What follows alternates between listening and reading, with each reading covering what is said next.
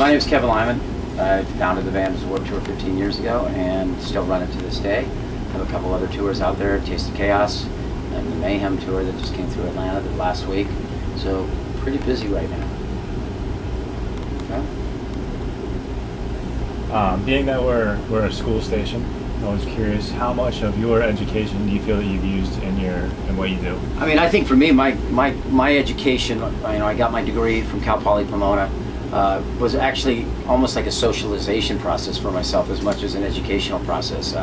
But I kind of realized I returned it around. My degree was in recreation administration, so that was allow me to run summer camps or ski resorts or things like that. And kind of, I guess, if you really, as it's known as punk rock summer camp, it's kind of it may be just a translation of what I used to do in the past, but it also gave me the confidence. I tell people that it gave me the confidence to put my name on a resume if I ever had to go write it, that I would have something if I had to go get a job. So it allowed me that kind of more, so it was almost as much educational as socialization, I think, for me at least. But I think it was a very important part that allowed me to kind of have to, be able to go do what I do now. So for someone that wants to go into this business, how important do you think it is for them to go to college and get an education, or like a music business program type of thing? I mean, that's always been an argument, and sometimes I would say, the music business side is great, but becoming an accountant, if you're into accounting, become the best accountant you might want to be, and maybe take some music business courses, but focus, because it's funny how many people look at and legal. If you want to be a lawyer, there's music lawyers. I don't know the music business directive sometimes. I go and speak at colleges and things, and I think it's very hard. You can't really teach that by doing. You can't really teach it by having a course in music business. Hi, this is Sarah. Say hi, Sarah. Hey, Sarah. I'm sorry. But and that's an argument. Formal education, not formal education. I think it's a mix of trying to get as much experience, and a lot of times that's why you're in school. If you're doing that, then a lot of people, it comes from street knowledge. I mean, Sarah, who does all sponsorships, learn more of it, I think, in the field than in education. So, I mean, there's some good music business, but it's hard to teach the music business by a book right now. It's moving so quickly. I mean, 8 months ago, Twitter was new. I mean, 8 months ago, now, Twitter, everyone's going, oh, it's too old, there's something else someone's using. But is there even time to write that up into a textbook? I mean, it's moving so fast. The technologies that, the shift from Facebook or MySpace to Facebook, how quickly did that finally go? It's just like, it's rapid fire right now. So I think it's a combination, and as long as the teachers, if you have a good teacher that can keep up on it, that's great. I know this is probably kind of an older question, but how do you feel about the bands that have been going around on the stage, obviously saying their piece about other bands that are on the tour? Is that kind of frowned upon? Or? No, I frown upon it, in a way that I can do it, but you don't put a mandate out on the tour. But I tend to look at bands and go, you know what, if you need to talk about other bands, you really probably need to go practice a little more. Because if you're a great band, your music's going to shine for yourselves. It's just like in anything. If you have to spend your time, putting someone else down. I mean, that's people always. I think they try to stir it up too. I think people try to stir that.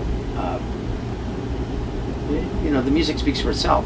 I mean, there's bands out there right now that might be around, not be around 6 more months, 8 more months, and there's bands out there that have been around 25 years.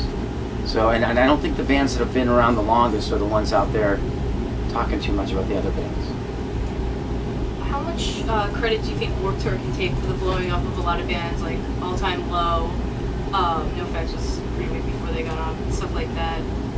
I mean, I think we deserve recognition. There's a line between recognition and taking credit. I think we've been a great piece of a lot of artists' puzzle. And the artists that are good and have good teams around them, i.e.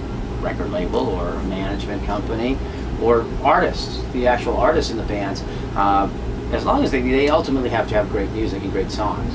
But if they take advantage of their experience out here, I think we're a great stepping stone, and even maybe a stronger one in some sense than people would recognize, because we book in October. So if a record label or someone has 4 bands, and they know they have to work something to work towards the summer, I think sometimes those bands get a little more attention sometimes, or people start paying attention to them earlier. She kind of asked earlier about bands, saying controversial things about other bands on stage, but it seems like every year you tend to bring a controversial band on the tour. This year, Broken Side or Katy Perry. In the past, you've had Limp Bizkit, Eminem. Do you kind of look for that to get a little bit more promotion out of it? Oh no, Katy Perry, I think she was, I booked her on her demo tapes. There was no Kiss the Girl. That song was not on the radio. I listened to those demo tapes a year before in October, the tour. I think she was awesome. I'd have her back in a minute.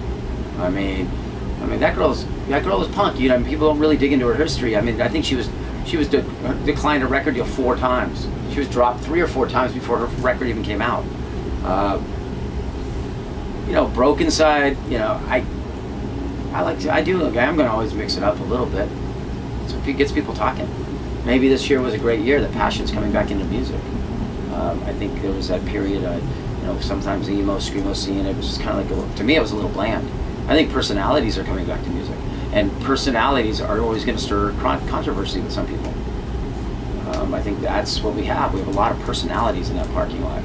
Jeffree Star's not here, but definitely a personality. And it was funny how this year, sometimes they say the older bands are not nice to the younger band, but the older bands were the ones that once said, "Hey, come hang out with us." Hey, we used to be the ones that everyone gave a hard time to. Come on over if you need some friends in the parking lot. Park your bus near ours. Do you go out on the road with Taste of Chaos and Mayhem too? Are you on tour all year? Do you ever get any time to go? Taste of Chaos, really not as much, because as that tour, we're trying to redefine that tour. I also find that those tours I can put out, they start running. Even with Mayhem, I was out there for a day. But if I do that, there's only 13 bands on that tour, and if I do all the right preparation and the bands kind of play the same time, this is much more of a breathing, pulsing kind of entity going down the road. And I get a little bored out there, to be honest.